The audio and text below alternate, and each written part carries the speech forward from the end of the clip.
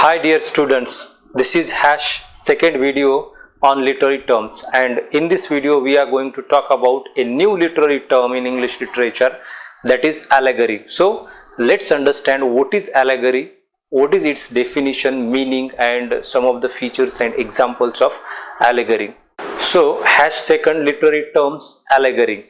Very first we will understand what is the definition of allegory or what is the meaning of this term called allegory, because it is important in any exam. If a question is asked on what is allegory, there you need to define it, you need to give meaning of allegory, and hence we are talking about two definitions of allegory. So let's understand the first definition. So this definition is derived from a handbook of literary terms by M.H. Abrams and Geoffrey Halfham, and they define allegory as, I quote, an allegory is a narrative, whether in prose or verse, in which the agents and actions and sometimes the setting as well are contrived by the author to make coherent sense on the literal or primary level of signification, and at the same time to communicate a second correlated order of signification,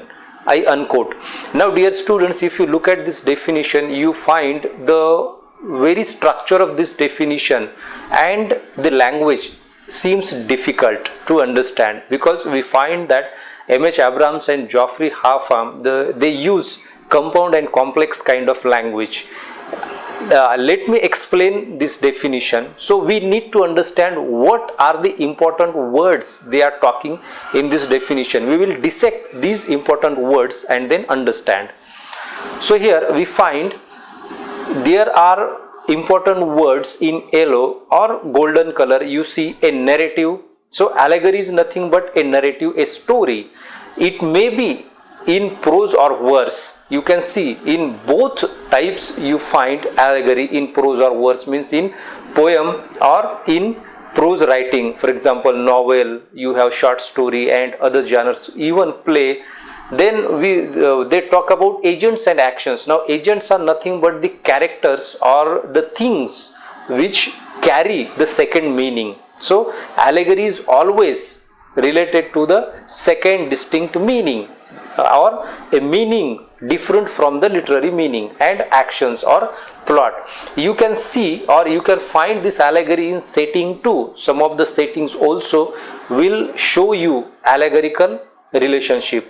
Then it has coherent sense on the literal or primary level. So there is always two type of meanings or more than two meanings in an allegory. A second, here they talks about the second meaning, correlated order of signification, means nothing but you can see here these words are important. So you have two meanings at least in allegory. There is literal meaning, and beyond that literal meaning you have another meaning or the second meaning. So you can find this allegory in prose or verse in any genre of literature. So allegory is free of genre.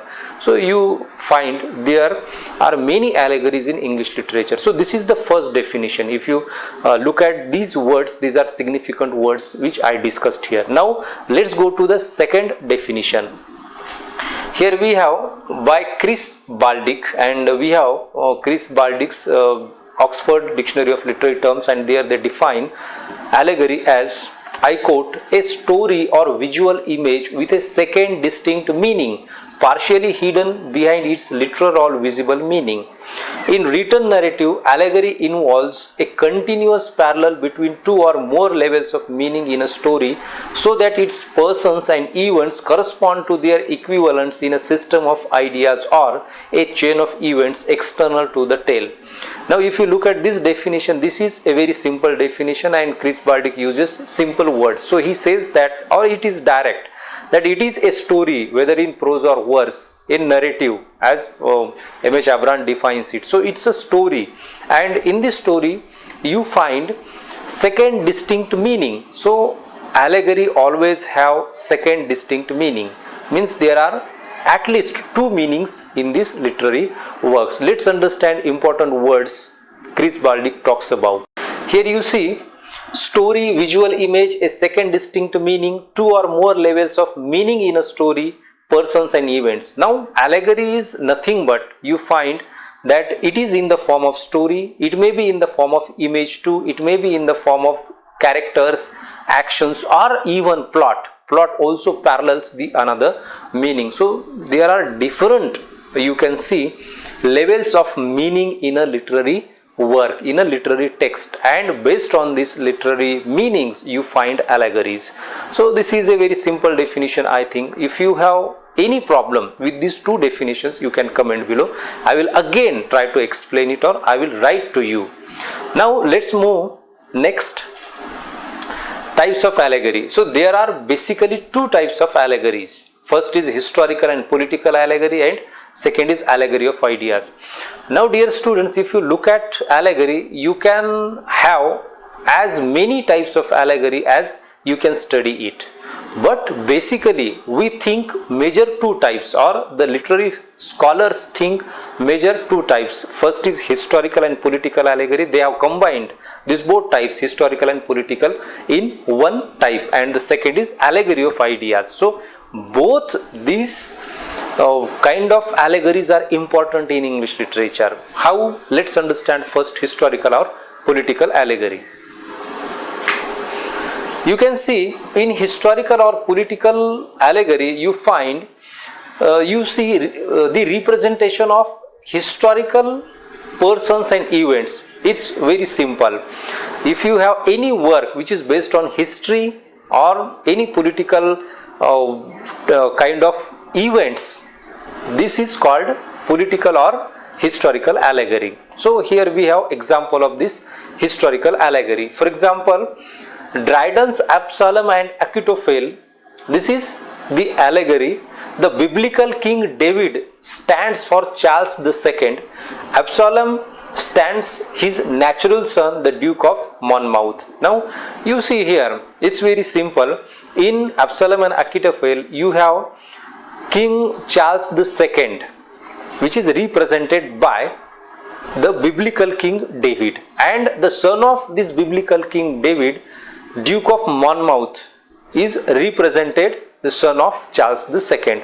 So this is the allegorical representation of characters. Now there you see the events also allegorized. How? Here Absalom's rebellion against his father represents the rebellion of Monmouth against King Charles II. So this type of parallels in the story, in the events, in the plot you find in allegory. So allegory is not confined to characters, but it is extended to characters, plot, story, etc. So this is the example of historical or political allegory. Next, allegory of ideas. Again, I would like to cite the example of political allegory, that is Animal Farm, a modern example by George Orwell. You see, Animal Farm is an allegory, it's a political allegory, it's a allegorical satire on the political system. So this is a very famous example. Next, allegory of ideas. In allegory of ideas, characters are represented by concepts or ideas, or plot represents abstract doctrine or thesis. So these two things are important in allegory of ideas. Now it appears throughout the work. For example, here we have Dryden's Absalom and Achitophel and John Bunyan's The Pilgrim's Progress. Both the types are of allegory of ideas. Now you can see here historical allegory can be allegory of ideas, or allegory of ideas which is here in the Absalom and Achitophel.